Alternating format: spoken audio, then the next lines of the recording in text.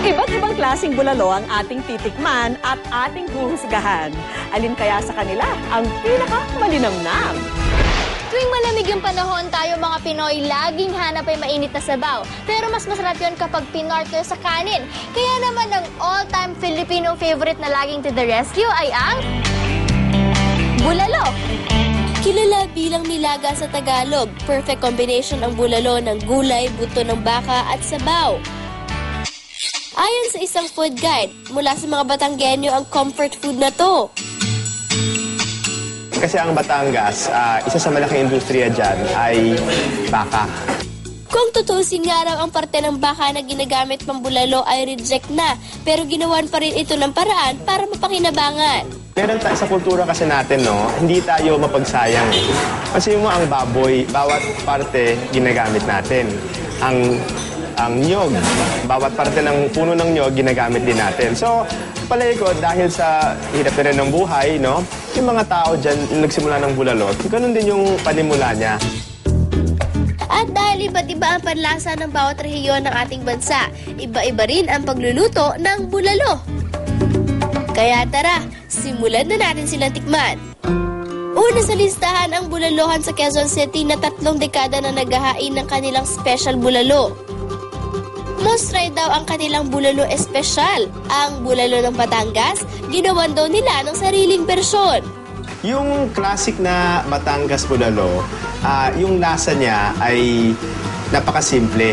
So yung lasa niya ay lasang baka na hinaluan ng gulay. Bukod sa repolyo at string beans, sinuhugan din ito ng pechay onion leeks at ng malambot ng karne at bone marrow. Ginawa pang espesyal ang sabaw na may pinakuluang litid ng baka. Ang bulalo na to, malalasap sa halagang 120 pesos. Ang next stop naman natin ay sa isang bulalohan sa may North Fairview, kung saan ang bulalo nila may langka. Sa bulalo na may langka at dried beans, naiiba yung lasa niya. Kasi yung iba yung may lasang mais. Ito, nabubutawi yung pagkalasa ng langka at saka yung dried beans na medyo may asim ng konti. Ganito rin daw kasi ang pagluluto ng bulalo sa probinsya ng Antique na sagana sa langka. Medyo iba yung lasa niya.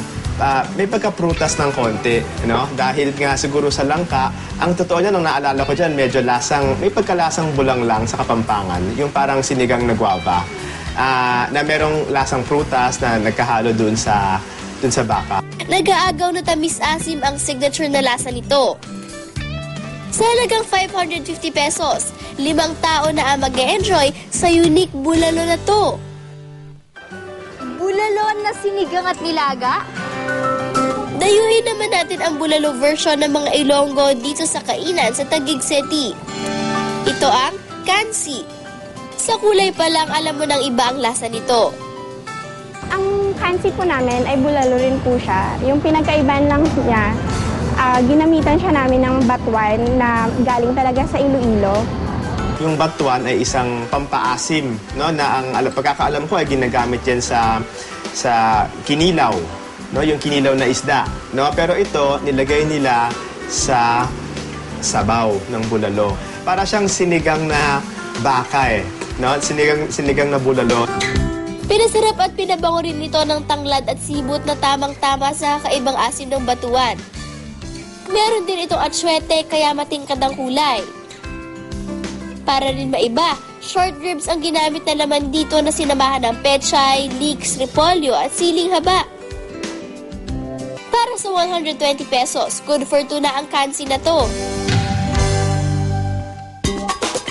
Pero alin kaya sa mga to ang swak sa panlasa ng mga taga-Maynila? Ayon sa aming hurado, ang pambatong bulalo ng Antique ang panalo.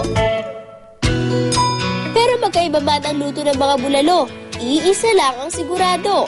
Na tayo mga Pinoy, very creative sa paglikha ng sari-saring version ng iisang pagkain. Always remember, the more, the merrier. Ano ang panahon, siguradong patok ang pagkain ng bulalo. Pero para mas masarap ang pagkain nyo, hinay-hinay lang ha!